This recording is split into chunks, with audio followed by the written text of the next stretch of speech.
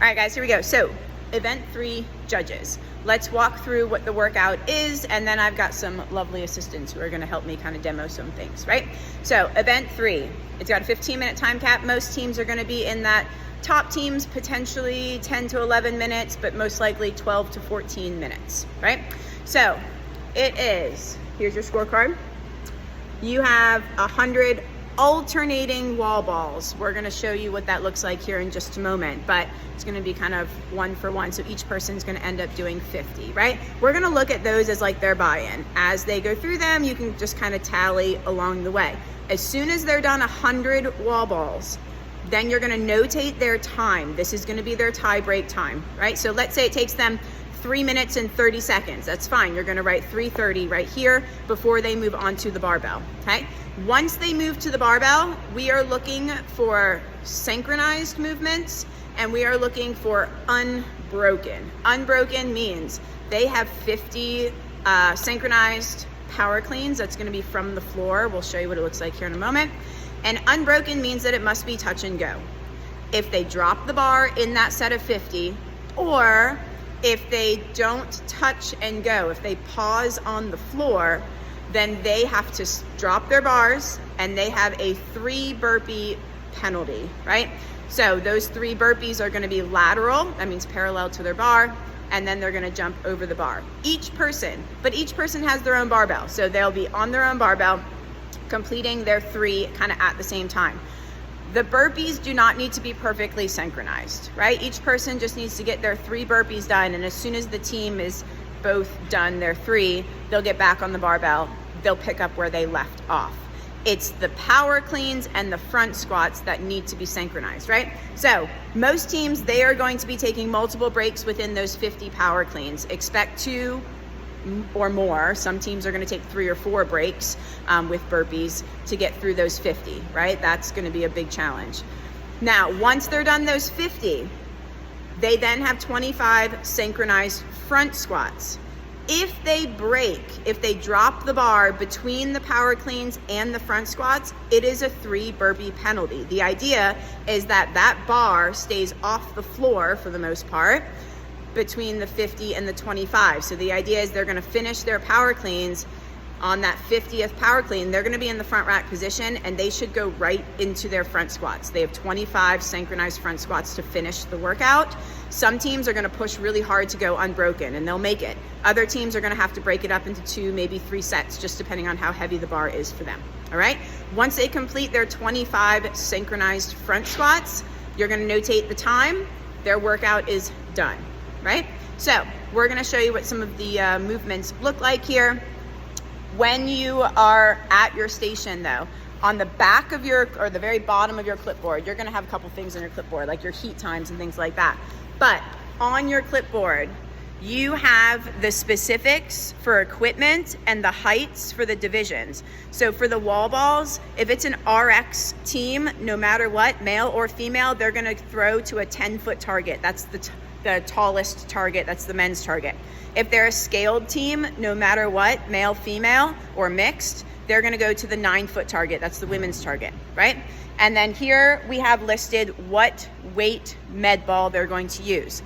All teams, RX, scaled, male, male, female, female, mixed, all of them are going to be using a 14-pound med ball, except for male, male RX. Male, male RX is using a 20-pound med ball.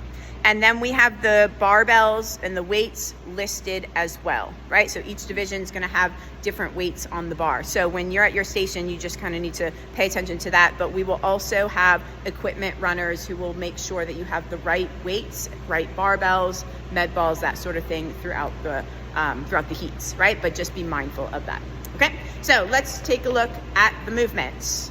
We have first, starting off with our beautiful assistants, looking very spry today. So they're gonna show us what it looks like for the alternating wall balls. So they're going to do a wall ball. Greg's gonna toss, and Kathleen's gonna catch it, and she's gonna go into hers, right? So each one, it's gonna be 1, 2, 3, 4. They're gonna keep going until they've done 100, 99, 100. Once they've reached 100, they're gonna drop the ball. Now, our lovely assistants here were showing us the depth for their squats. We want them below parallel, right? So they were showing us what a no rep would look like. Why, thank you. That's perfect, right? So we want below parallel, and they're gonna hit the target, right? So once they've done their 100, now they're gonna move on to their barbells. There's the barbells. We're gonna pretend like when the bar is below their knee that it's touching the ground, right? So that's their setup at the bottom.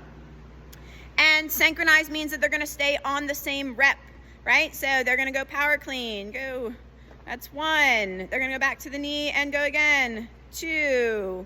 Back to the knee and go again, that's 3. If they pause on the floor, then that is a break in their set. They're gonna drop the bar. They're gonna give us 3 burpees. Right now, they're gonna give us 2. Thighs and chest touch. And yes, they need to jump over the bar. Scaled, RX, both need to jump.